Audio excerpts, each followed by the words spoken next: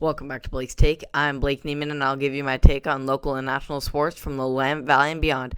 I hope you're all having a terrific Tuesday. I know I've been absent for a couple of days. Just been busy. I'm still a high school student, so still working my way through school and trying to get this done, but I also have some realistic issues to deal with. But I'm trying to get on here as often as possible, so whenever I can, I will be on here as much as I can. So thank you for tuning in today if you are. So let's dive right into what you've all been waiting for this week, which is some sports news. So let's dive right into it. Over the weekend, we had lots of great college football action. But the game that stood out to me the most was number 9 Indiana versus number 3 Ohio State. Big battle of the top two teams in the Big Ten right now. The Buckeyes would set the tone early with an opening drive connection between Justin Fields and Garrett Wilson. The Hoosiers wouldn't respond until early in the second quarter, where Walt Fuller would power through to tie the game up 7 apiece. The Buckeyes would then respond on the opposing drive with a Master Teague immaculate run. Master Teague would then tack on another touchdown to give the Buckeyes the 2-score lead. Then, with just 20 seconds remaining in the first half, Justin Fields would have a leaping touchdown to really pull away in this game. The Buckeyes looked like they were going to blow out the Hoosiers out with an opening touchdown connection between Fields and Wilson to take the 35-7 lead and just really pull away in this game, thinking that they were just going to wipe them out. However, little did they know that the Hoosiers were going to bring a incredible comeback and bring an incredible battle with a 28-7 outscoring them in the second half to put the game within one score and started to believe that they could upset this incredible Ohio State team. Unfortunately, it just wouldn't be enough for the Hoosiers, and the Buckeyes would hang on to get the 42-35 victory. So just an incredible start for the Buckeyes, but an incredible comeback as well for the Hoosiers. So I'm just incredibly happy for all the incredible action we got yesterday, and definitely look out for this Hoosiers team come bowl season, and we'll see where they will place. So just great action there in the Big Ten. As far as the NFL, though, we had some great matchups in action, like usual, down in the professional league. Starting off with the highly anticipated rematch between the Las Vegas Raiders and the Kansas City Chiefs, of course. Josh Jacobs would get things started for the Raiders on the opening drive to take the early 7-0 lead. However, then on the opposing drive, Tyreek Hill would have a walk-in touchdown to tie things up 7 apiece. Then with just 1 second remaining in the quarter, Derek Carr would throw a dime to Nelson Aguilar to win the first quarter battle. Clyde Edwards-Helaire would then respond with a rushing touchdown to tie things up once again. The Raiders would then kick a field goal late in the second to take the 17-14 lead at half. Then in the third, Edwards-Helaire would have another rushing touchdown to help the Chiefs take back the lead in this game. The Raiders would then start off the fourth with a Derek Carr scramble connection to wide receiver Darren Waller to take back the lead again, and just going back and forth in this game, but great connection there.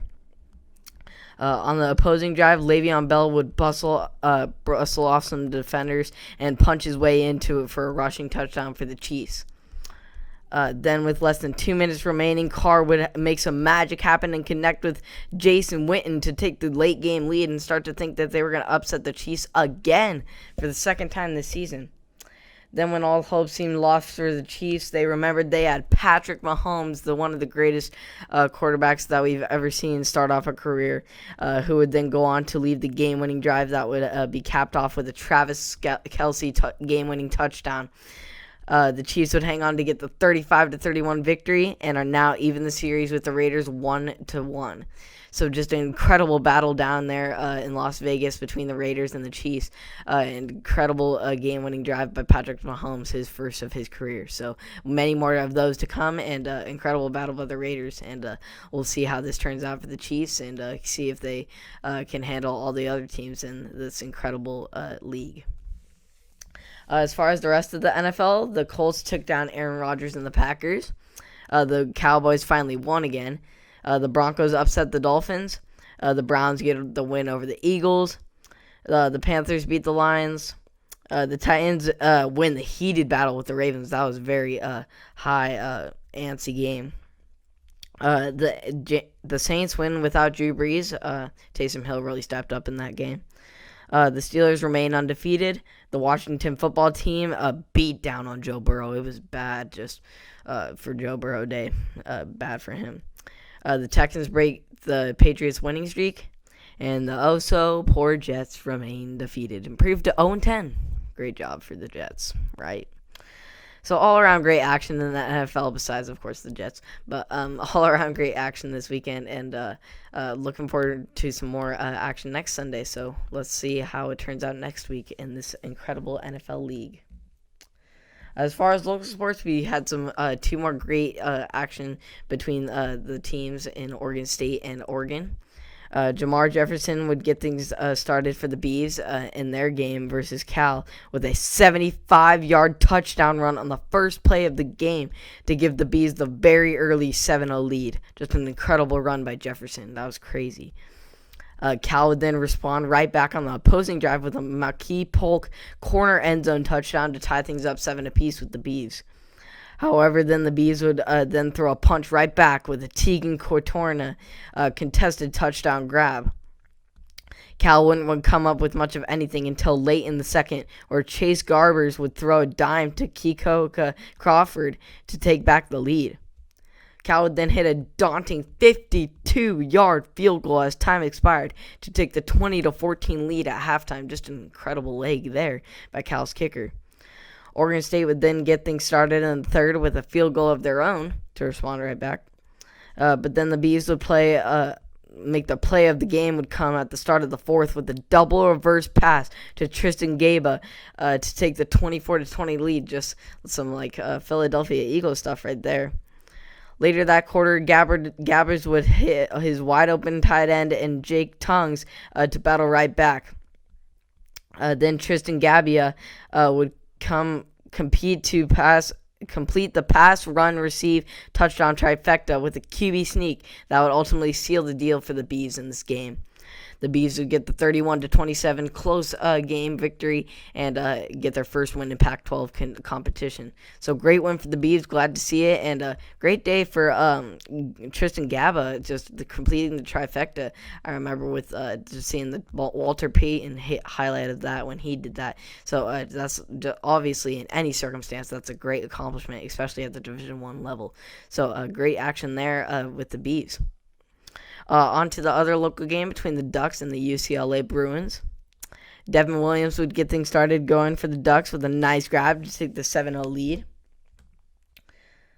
Then Schruck would have a fake run pass jump to Travis Dye, who would find the open gap and scored to take back the tack on to the Ducks' lead. UCLA would finally get things going at the end of the first with a rushing touchdown to make it a one-score game. Then at the start of the second, C.J. Verdell's fumble would be recovered by the UCLA defense and ran back for a touchdown to tie things up 14 apiece and get right back in this game. Then Dulich would then throw a dime to his tight end to take the 21-7 lead for the Bruins, starting to look like they were going to just get going in the first half on the Ducks like most teams have. Oregon would then tie things up with UCLA in the second half, having 14 apiece. Oh, wait, before that, on the last play of the first half, UCLA's failed Hail Mary attempt by their quarterback would be ran all the way back by Jordan Apple for a pick six that would take the 3-point lead at halftime. Just an incredible run back there. It was just an incredible play by him and an incredible occurrence of events. But then Oregon would and UCLA would go back and forth at it, and it would be the first time Oregon this season hasn't outscored their opponent in the second half, and they tied up 14 apiece.